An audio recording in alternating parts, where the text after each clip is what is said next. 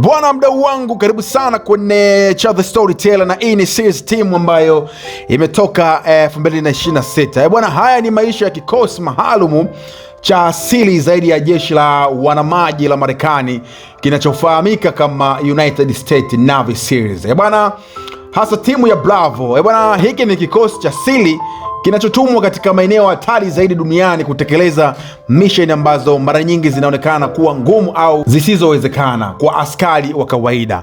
Bwana, lengo kuu ya operation zao ni kulinda usalama wa taifa la Marekani dhidi ya vitisho vya kigaidi, kuokoa mateka na kudhibiti hali ya hatari za kimataifa kabla asijawa janga kubwa. Bwana, picha halisi ya maisha ya kikosi hiki kinaonyesha viwango vya juu kabisa vya weledi, ujasiri wa kupindukia na utayari wa kujitoa muhanga kwa ajili ya wenzao wa nchi yao. Bwana, hii ni noma sana. Bwana, kiini cha movie hii nzima ya series team akipo tu kwenye milio ya risasi na mabomu, bali kipo katika udugu mkubwa wa mshikamano usiomithirika bwana uliopo kati ya wanafamilia hawa wa kijeshi. Askari hawa wanaongozwa katika kipindi kirefu sana na Master Chief Special ambaye anaitwa Warfare Operation Jackson Heights.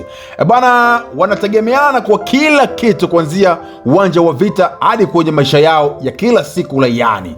Bwana, udugu huu unajengwa kwa misingi ya kuaminiana kwa 100%, ambapo kila mwanachama yupo tayari kuhatarisha maisha yake ili kumwokoa mwenzake. Bwana, hata hivyo mshikamano huu unajaribiwa mara kwa mara na misukosuko ya kisaikolojia, migogoro na kiakili, na shinikizo kubwa sana linalotokana na kazi yao ambayo inawalazimu kuwa mbali na familia zao za asili kwa miezi mingi sana.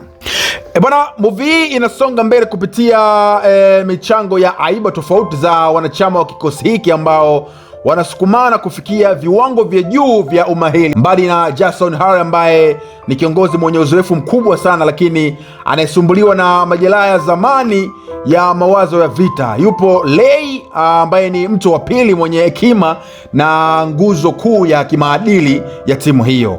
Bwana, tunaye pia Gray. Huyu ni kijana mdogo mwenye kipaji kikubwa sana na hamu ya kujifunza, ambaye anajiunga na kikosi hicho akiwa na malengo ya kuleta mapinduzi. Pamoja na Sonny, huyu ni askari mwenye asila za haraka sana, mzalendo wa kupindukia na mwenye asili ya Texas, ambaye wakati mwingine tabia yake ngumu inaleta changamoto, lakini uaminifu wake hauna shaka.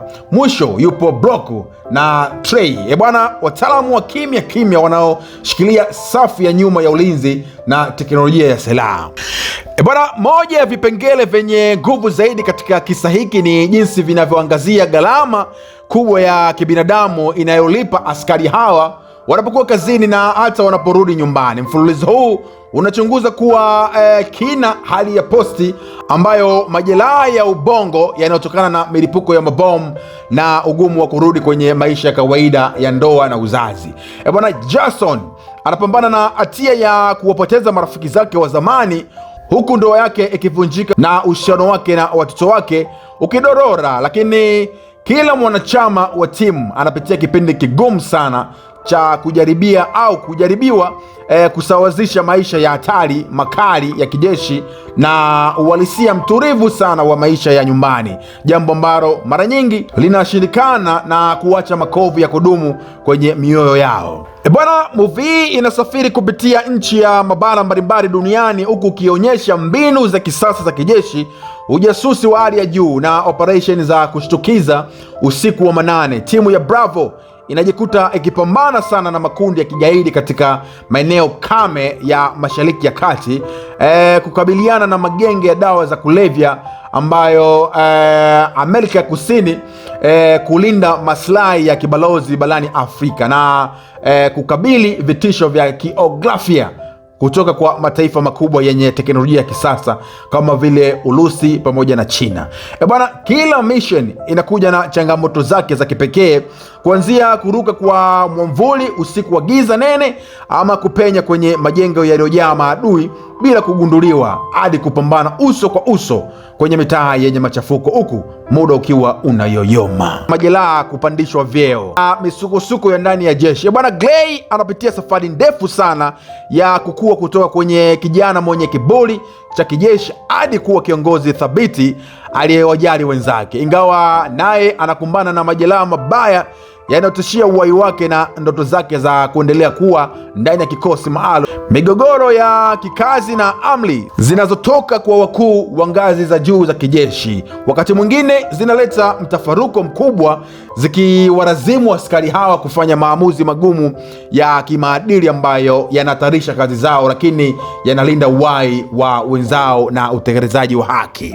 Bwana, kisa hiki kinaonyesha ni mapambano dhidi ya maadui wa nje, bali pia ni kinagusa vita ya ndani ya askari hawa dhidi ya mfumo wa kijeshi wenyewe, ambao wakati mwingine unaonekana kuwathamini kama vyenzo vya kutetea malengo badala ya kuwa wanadamu wenye hisia. Bwana, Jason na wenzake wanajikuta mara kwa mara wakikinzana na wakuu wao wa kazi wanaozingatia taratibu za kiofisi ambazo hazizingatii uhalisia na hatari za uwanjani wa vita.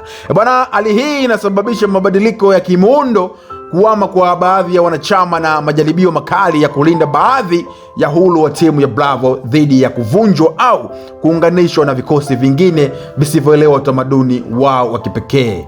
Bwana, mwisho wa SEAL Team inatimishwa simulizi yake ndefu kwa kuonyesha ukweli mchungu na mtamu wa maisha ya kijeshi, kwamba vita haviishi uwanja wa mapambano, bali vinaendelea ndani ya akili na roho za wale wanaovipigania. Bwana, kupitia mateso, furaha, kupoteza kwa ndugu wa damu waliouawa kwenye harakati za ulinzi na ushindi mdogo na mkubwa wanaopata, bwana, kikosi hiki kinabaki kuwa mfano halisi na uzalendo wa dhati.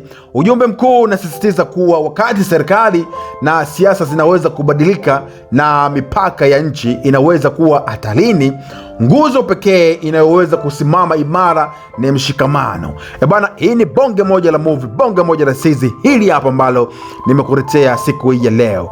Bwana, napenda nikuacha nikisema kwamba hii ni Cha The Storyteller. Jina langu naitwa Cha The Best Presenter in Town, mnyama OG, mzee wa movie.